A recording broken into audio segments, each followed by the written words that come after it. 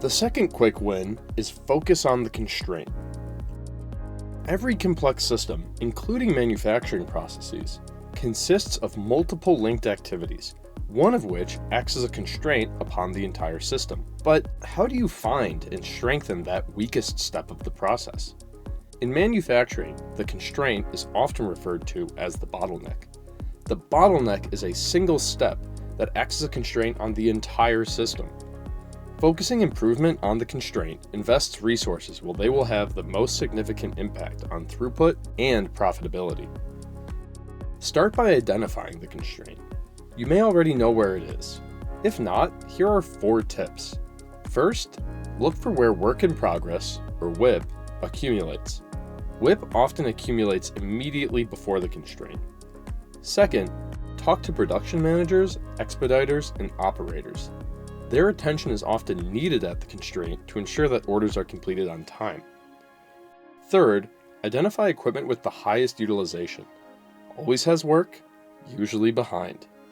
Fourth, temporarily increase the throughput of one step at a time.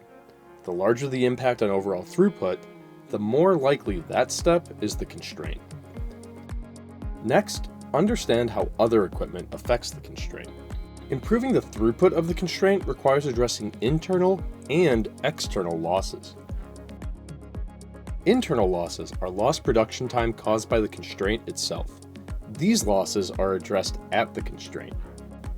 External losses are lost production time at the constraint caused by upstream or downstream equipment. These losses are not addressed at the constraint. They are addressed at the responsible upstream or downstream step.